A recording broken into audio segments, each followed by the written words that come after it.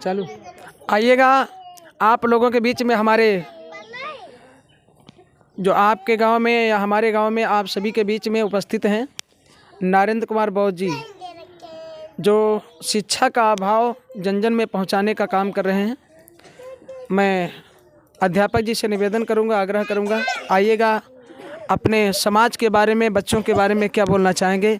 आपका क्या लक्ष्य है इन होनहार कर्णधार बच्चों के लिए? इनके जीवन में कैसे खुशियाँ आएंगी? इनके माँ बाप कैसे खुश रहेंगे? इनके परिवार में खुशी कैसे आएगी? जी बहुत बहुत धन्यवाद आप सभी क्रांतिकारियों को। जय भीम, नमो बुद्धाय। आप सभी क्रांतिकारियों भाइयों और बहनों को मेरी तरफ से जय भीम, नमो बुद्धाय। जैसा कि हमारे गुरु ने बताया कि शिक्षित बनो, संगठित बनो और खुद को संघर्ष करो, तो अपने आप को शिक्षित करें और संगठित बने और खुद को संघर्ष करें, ताकि आपके बच्चे भी इस मुकाम पर पहुंच सके। हालांकि मैं ऊंचे गांव में रहता हूं, यहाँ ग्राम तुलापुरा में कोचिंग खोलने का प्रयास किया।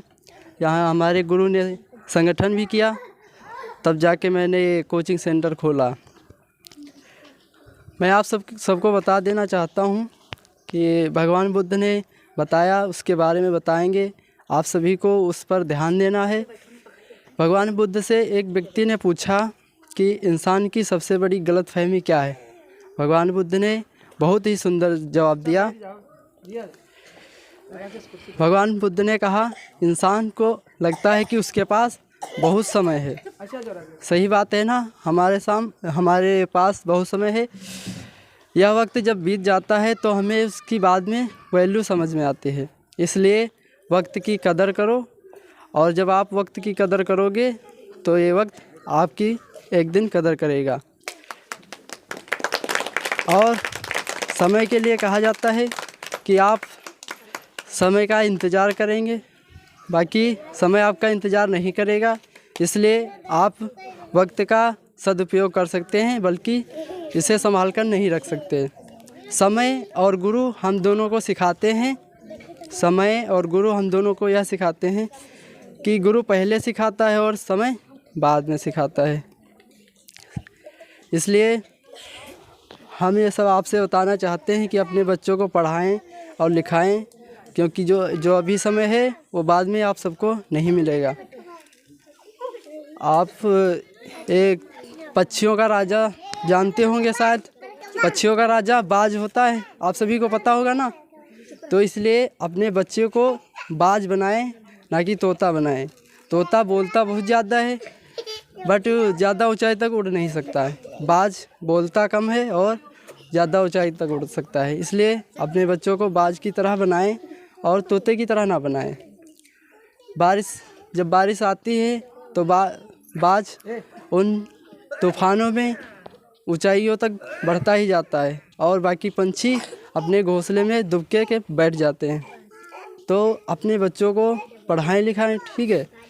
और इस वाणी को हम विराम करते हैं। इसके आगे अब मेरे भाई ये बताएंगे आप सभी को। आपका जय भीम, नमो बुद्धाय। भाई जोरदार तालियां से भाई स्वागत किया जाए।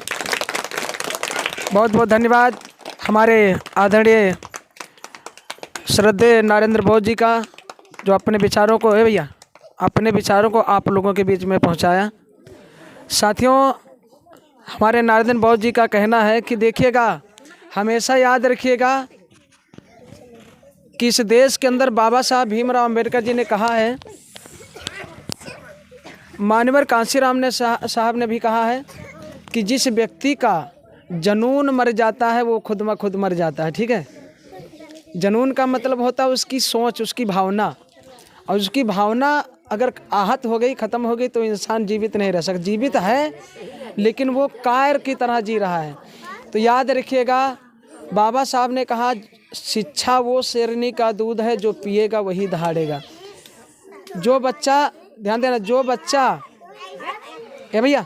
जो बच्चा किताबों के आगे सर झुकाता है, वो उस बच्चे को किसी के आगे सर झुकाने की ज़रूरत नहीं पड़ती है। अब हम पढ़े लिखे नहीं हैं तो हमको तो हर जगह सर झुकाना पड़ेगा।